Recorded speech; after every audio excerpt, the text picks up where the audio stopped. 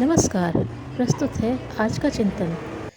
वृद्धावस्था और दीर्घायुष्य मानव जीवन के लिए सृष्टा के सर्वश्रेष्ठ उपहार हैं।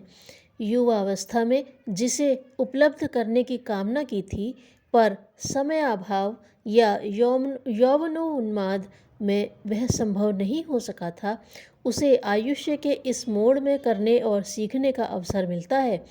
बुढ़ापे में अपने दीर्घकालीन अनुभवों का लाभ स्वयं तो उठाया ही जाता है, अन्य लोगों को आगे बढ़ाने, ऊंचा उठाने में भी उसका भरपूर उपयोग कर सकते हैं।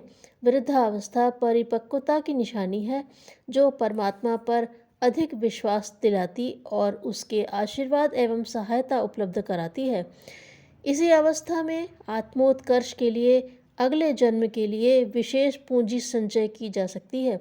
आयु के उत्तरार्ध में मस्तिष्क को पूर्ण शांत और चित्त को एकाग्र रखा जा सकता है और समय तथा परिस्थिति के अनुरूप अपने को ढाला जा सकता है।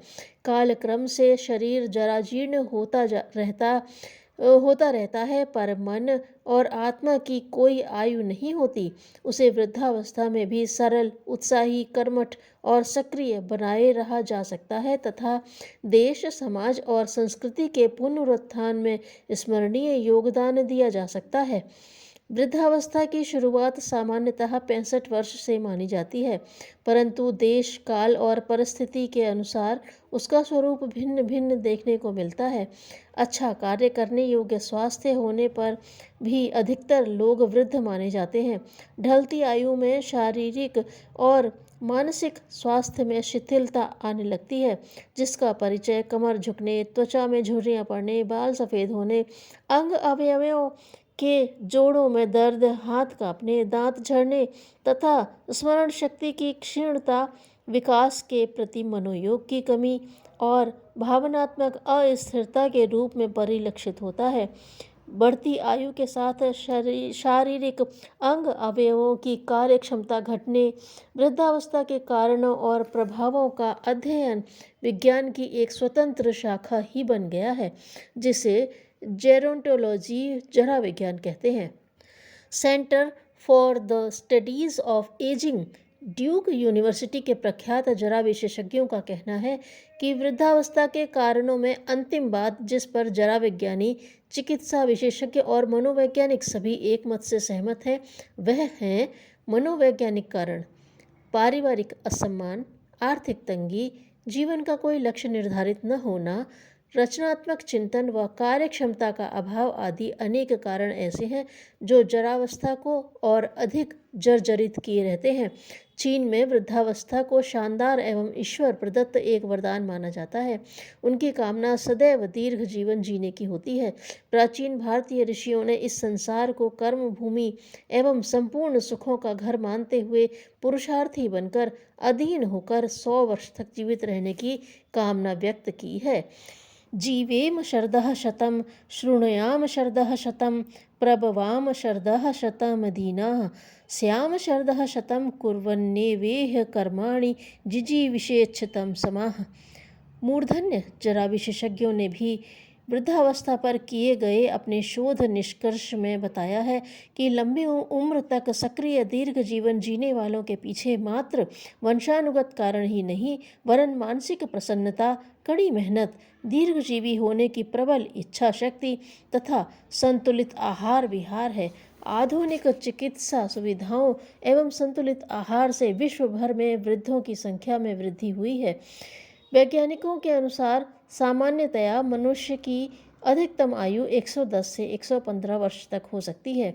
जरा विज्ञान के अनुसार पूर्ण दीर्घायु प्राप्त अधिकतर सीधे साधे वे लोग होते हैं जो गांवों में निवास करते हैं। इनमें से अधिकांश बेहद प्रसन्न चित्त और स्वस्थ नजर आते हैं और अपनी कार्यक्षमता में नौजवानों को भी पीछे छोड़ देते हैं। दीर्घ आयु प्राप्त करने, अधिक दिनों तक जीने के लिए पहली शर्त यह है कि व्यक्ति को कोई न कोई रचनात्मक कार्य करते रहना चाहिए और अपने आप को व्यस्त रखते हुए हर परिस्थिति को प्रसन्नतापूर्वक सामना करने के लिए तत्पर रहना चाहिए। दूसरी शर्त है दिनचर्या नियमित हो और प्राकृतिक जीवन जिया जाए। तीसरी आवश्यक और अनिवार्य शर्त यह है कि खान पान नपातुला, सात्विक और संतुलित हो। कार्य व्यस्तता और नियमितता ही व्यक्ति को मस्ती प्रदान करती है और सफलता की मंजिल तक पहुंचाती है। स्वस्थ और दीर्घ जीवन का रहस्य है साधारण आदतें, दैनिक दिनचर्या, प्रतिदिन पैदल घूमना, कोई नशा न करना, सदैव प्रसन्न रहना और अधिकाधिक जीवन जीने की प्रबल आकांक्षा होना चाहिए।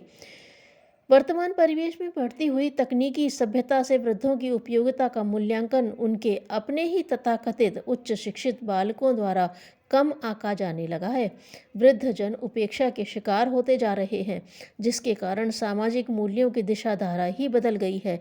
ढलता आयुष्य, गिरता स्वास्थ्य, आर्थिक तंगी और व्यावहारिक असम्मान से छुटकारा पाने के लिए नैतिक बौद्धिक विकास के लिए प्रत्येक दीर्घायुष्य और सुखमय जीवन जीने के इच्छुक व्यक्ति को स्वावलंबी बनना, कठोर परिश्रम करना और रचनात्मक कार्यों में रुचि लेना अनिवार्य होना चाहिए, जिससे वे जीवन भर स्वस्थ और स्वावलंबी बने रह सकते हैं तथा वृद्धावस्था में समाज तथा राष्ट्र की बेहतर सेवा करते हुए सम्मान का गौरव हासिल कर सकते हैं।